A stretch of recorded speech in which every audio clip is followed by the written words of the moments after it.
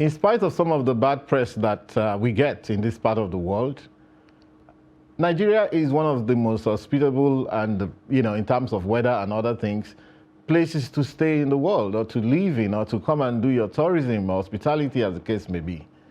Abuja especially has quite a number of advantages as the federal capital, developed from scratch with quite a suite of infrastructure, which we even haven't totally maximized the use of. And in recent times, there have been some new developments in the hospitality and tourism sector, which is worthy of note. How are we not driving enough attention to this globally? Why is it that sometimes some of the bad press takes leeway and then paints our country in the wrong light? However, there's a role for us as well as citizens of Nigeria to play in projecting the correct image of our country, minding the fact that this is where we were created, this is where we found ourselves, and nobody will develop our country or make it great but us. And joining me today to speak about some of these issues around the hospitality tourism sector, and especially Abuja, is Mr. Olajide Abiola, a serial entrepreneur, and of course is the CEO of The Destination, as well as Kia, I think that's a microfinance fund or something of that sort, among other ventures. Welcome, Mr. J. Thank you for having me. Okay, and thanks for coming on our show.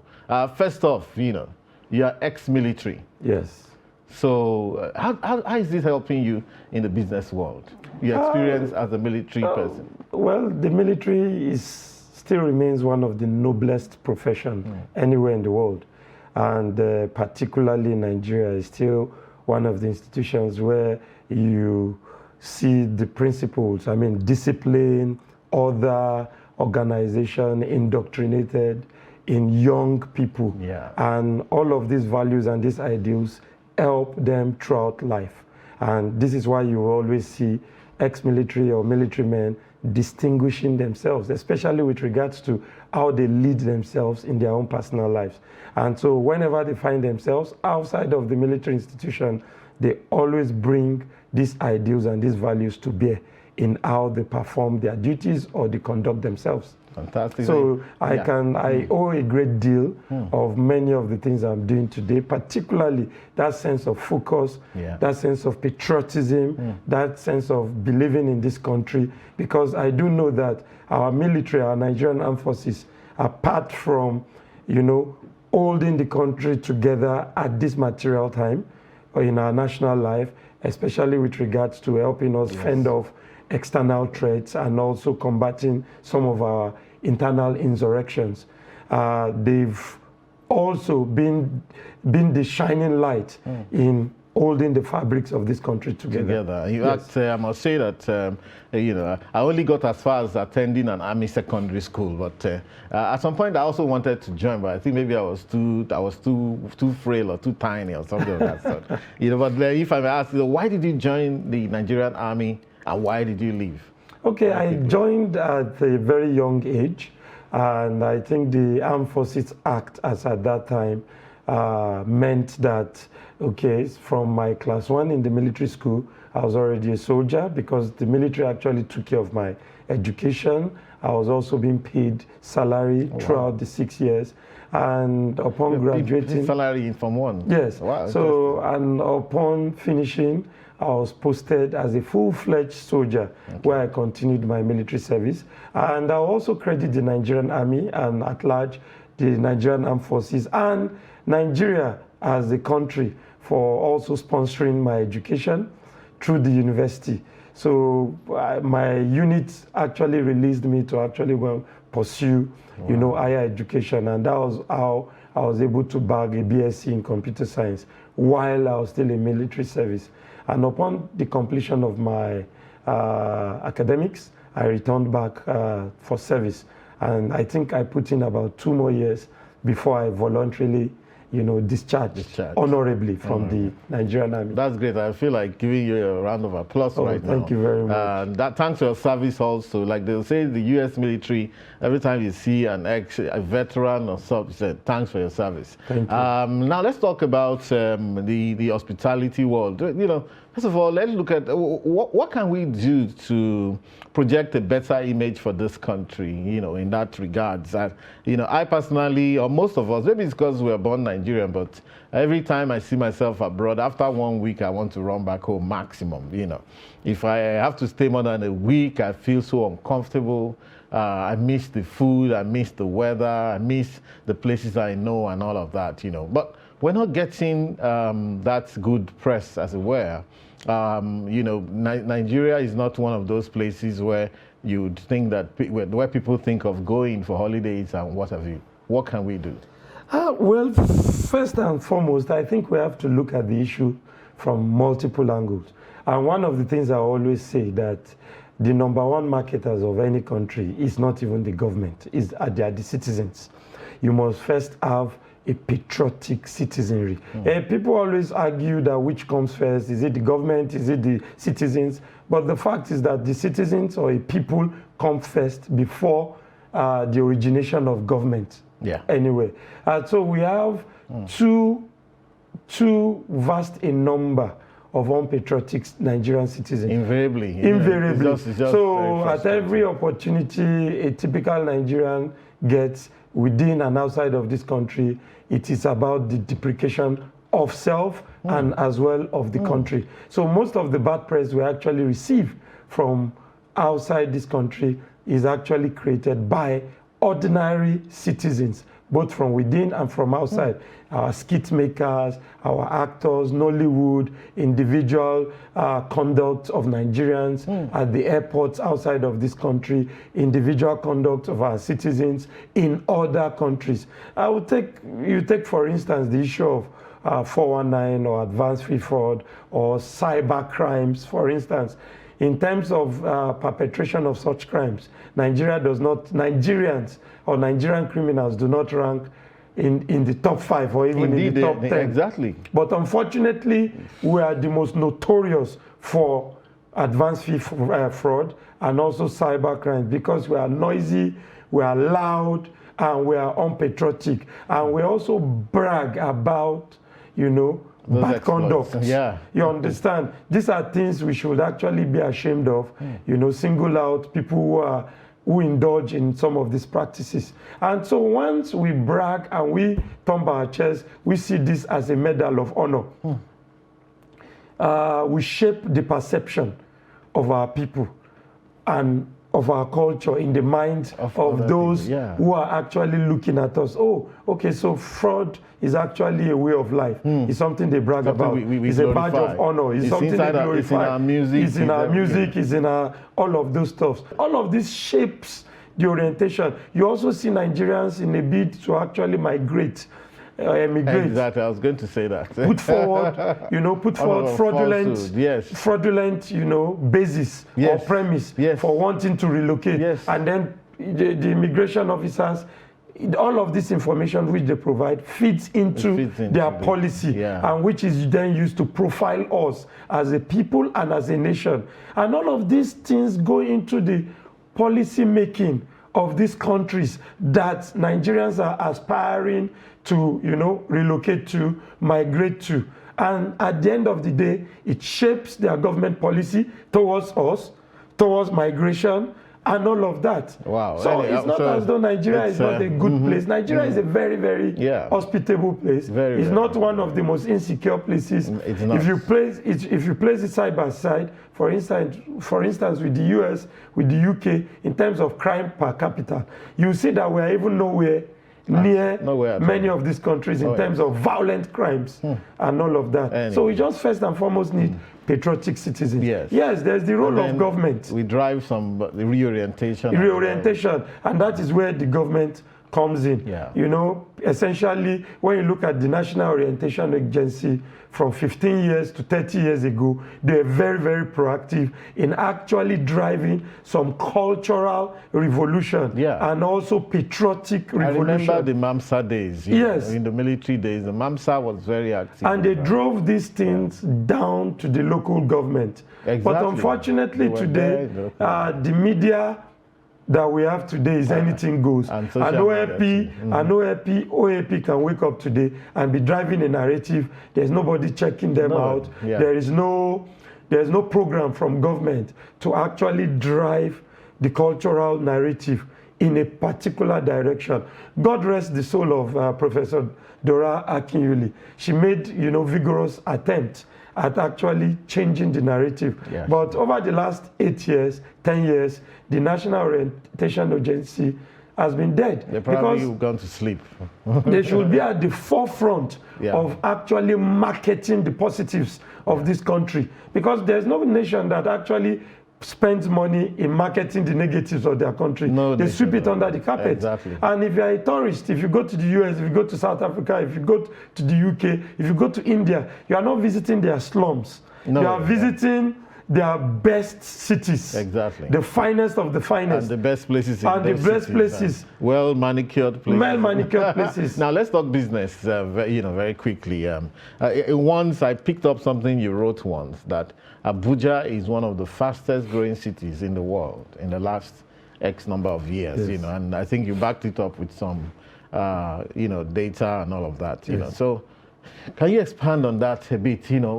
Because that actually got me thinking and having another look at Abuja. Say, come to think of it, people who have been pouring into this town. I remember when I got here in 2001.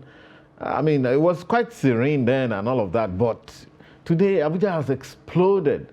And that means human beings are here, businesses are here. Yes. What's your perspective on that? Yes. Very quickly. The United Nations has consistently designated the city of Abuja as the fastest growing city in the world. Really? Yes, consistently for the past 15 years. Wonderful. What that tells you is that there is continuous influx of human beings and goods into the city. And naturally, once there is, a high level of migration or influx of people, first and foremost, there has to be infrastructure to cater to these people. Yeah. There has to be food, clothing, medicine, shelter to cater to these people. Yeah. And that represents huge opportunity for the discerning entrepreneur or citizen. Because I always say that citizens build a country, not government. The government will create the enabling environment, the policy framework, the infrastructure, and once they do that, it's left for the creative, intrepid citizens to do the needful. And so to cater to this burgeoning, rapidly increasing population of humans, entrepreneurs need to step in to provide products and services. So all of this represents opportunities to actually create value, serve people, and also make money. Fantastic. And after Lagos, in terms of VAT collection, Abuja is the number two. I want you to hold your thoughts for a second while we go and pay some bills, and then we'll be right back. Now, as part of efforts to support Africa's goal of strengthening... Now, looking at the activity chart, as you can see right here, a total volume of 130... Created a Boko Haram crisis that at that time was restricted to Yobe. How secure are they? You can see security men with blood. This is the road leading up to the... Already, if you look at English squad, you are looking at EPL, you are looking at their names. You are not looking at...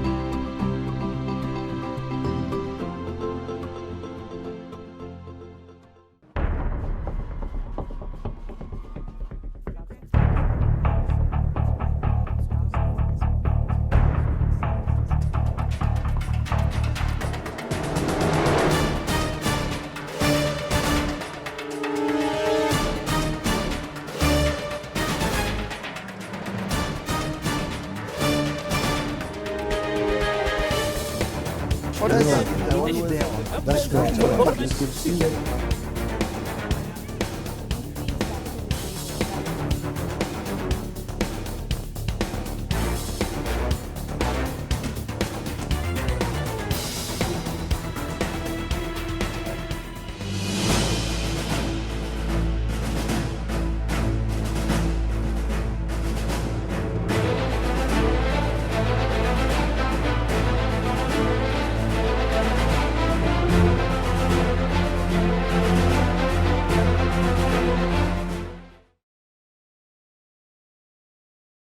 Welcome back, and we'll be discussing with Mr. Olajide Abiola on hospitality, tourism, Nigeria's image, and other surrounding topics. Welcome back. What else do you think the government can do regarding tourism in general in Nigeria?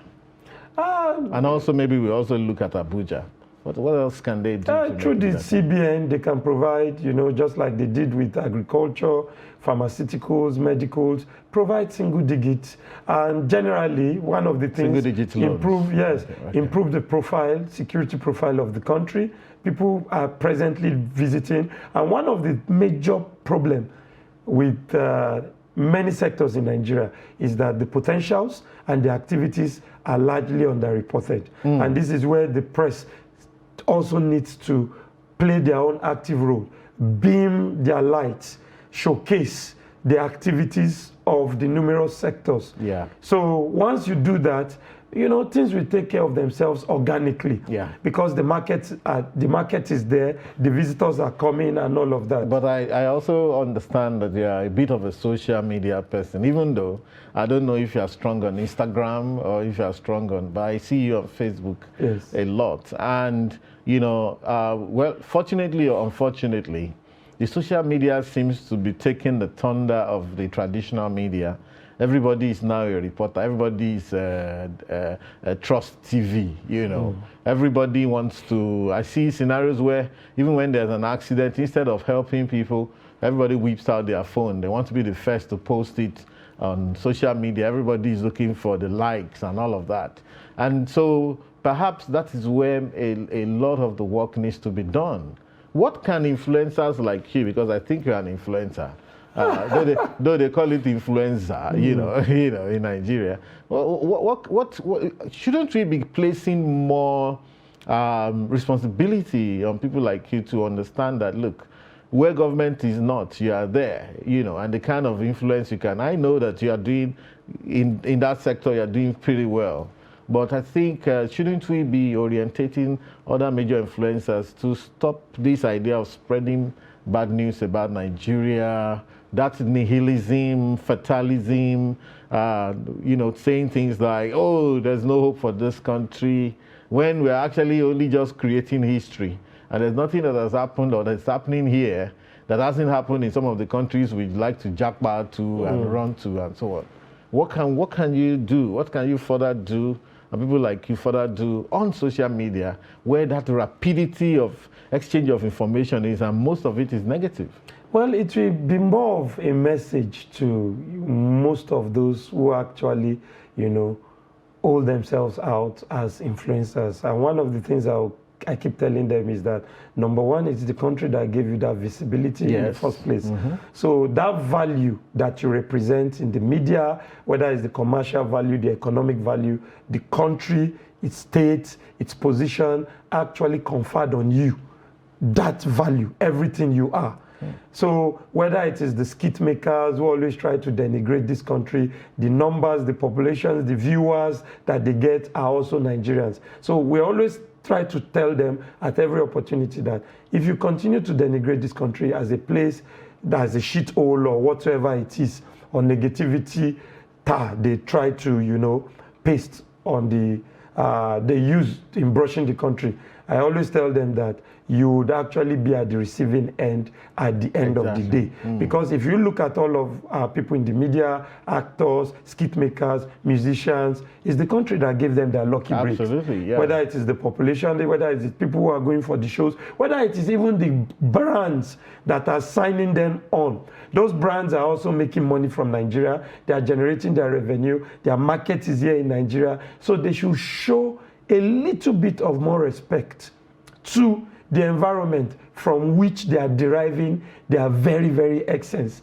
Because without that environment, without that society in the first place, they won't be able to derive their essence. Yeah. And they need to be positive. They do not understand the role of the office of the citizens. Then, as well as their own role as either self-professed influencers or the one actually conferred on them by the public who actually read them or who actually read their opinions. So they must understand that for them to succeed and for them to thrive, if they look at anybody who thrives sustainably in Nigeria, the person is a major believer in this country. Absolutely. I've not seen somebody who believes in this country consistently and puts in the necessary work who does not thrive just about, at the end of the day. It's just a matter of time. And I think it's just life.